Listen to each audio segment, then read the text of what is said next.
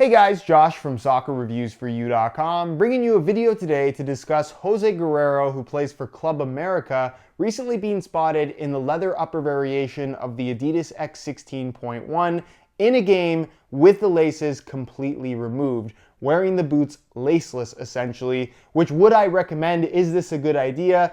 No, not necessarily, but we'll talk about that a little bit more in detail later in this video. So when I first saw this, there's a couple things that really jumped out at me as being very interesting. One, why would he do this? And two, does this actually feel good? So why would he do this? Obviously you can speculate, but I went back and looked at some of the shoes that he's been wearing historically over this season, or at least for this generation of the X16.1, and I figured out some pretty interesting stuff that does actually explain why all of a sudden he started wearing these boots without laces, because this is something that he just started doing. Very important piece of information. You can go back and find pictures of him wearing previous colorways of the leather X16.1, and he's wearing them normally with the laces tied up, as I think they should be worn. With that in mind, it's also very, very important to note that he is an Adidas endorsed athlete. So he is being paid to represent the Adidas brand and most likely wear the X line. I'm not sure if he's allowed to stray away from the X line, but given that he's been wearing pretty much the same boot in games, I would assume he's being paid to represent this specific line.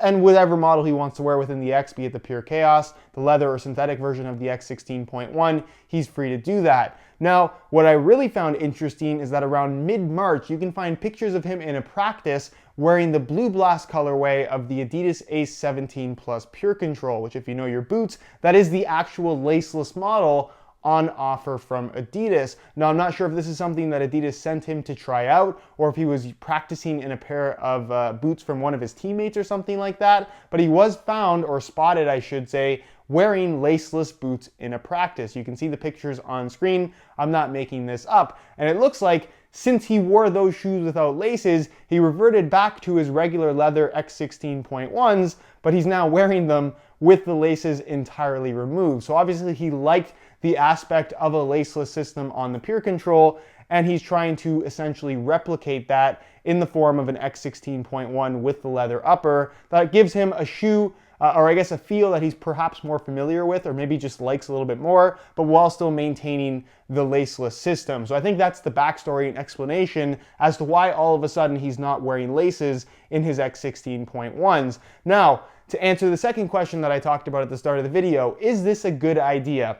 I would argue no. I'm going to put a little image or a little clip on screen of me wearing the shoes with no laces, just so you can see what that looks like. And even just walking around, very simple movements, I get a lot of heel slippage. Now, when you wear a shoe without the laces, obviously this does have a one-piece enclosure, so it is for the most part going to stay on your foot even without the laces. But the lockdown in the heel as well as in the midfoot, because you don't have those laces kind of tightening everything and holding it in place or pushing your heel into the base of the heel area of the boot, you are going to have insufficient lockdown. Your foot's going to move around. It's going to be more susceptible to sliding around on the inside of the shoe. And that's something that I immediately noticed when I wore these without laces. So would I recommend doing it? No, not necessarily, but you're welcome to try it out. If you have the leather X16.1 or even the synthetic variation of the X16.1 and you want to try them without laces, I wouldn't necessarily wear them straight into a game like this, but if you want to try it in a practice or something, be my guest. But I would say that 99% of people are going to try this and think, oh my gosh, this feels horrible. And I would argue that it is slightly unsafe as well. With all of that in mind, everybody has their own preferences, everybody has their own tolerances when it comes to this kind of thing, and soccer shoes or football boots at the end of the day are very much based around personal preference. So he might be one of those guys that doesn't necessarily like a super tight fit. He doesn't mind if his heel slips a little bit, or maybe the shoe just fits him so well that his heel's not sliding around. We don't really know the variables to this specific situation, but I can tell you based on my own personal experience with doing this on this particular shoe, without the laces, without the lockdown and security that those laces provide, because they are intended on the design of this shoe, it just doesn't feel right. It doesn't feel stable. You lose out on responsiveness, you lose out on lockdown, and quite frankly, they just feel very, very sloppy this way. So again, you're welcome to try this out. Do I recommend it or think it's a good idea? No, not necessarily. Just keep in mind that at the end of the day, this shoe is intended and was originally designed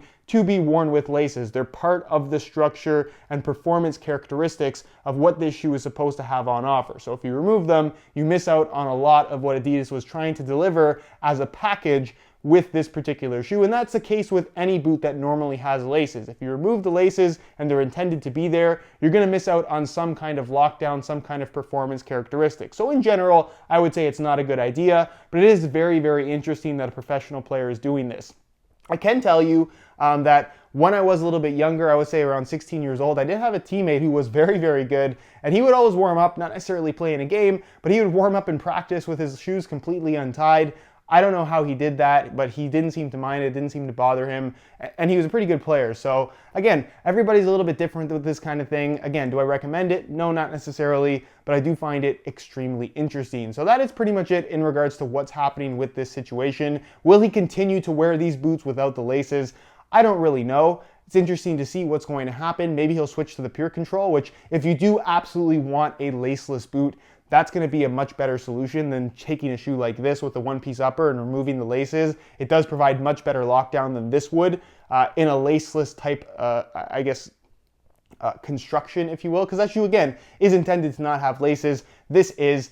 That's it, though, for this video, though, guys. I hope you found this interesting, and like I said, I did a little bit of research. I tried to add a little bit more into this as opposed to just making it completely speculative, but that seems to be what I found out, is that he liked the feel of the Pure Control and tried to replicate that in this particular boot. So let me know your thoughts on this situation down below in the comment section. If you have any questions, I'll do my best to answer them down below as well. If you enjoyed today's video, found it helpful and informative, be sure to support it with a like. Subscribe if you haven't already for daily videos on all the latest and greatest soccer gear. You can find all my social media information linked down below in the description as well. And other than that, guys, hope you enjoyed today's video, and as always, thanks for watching.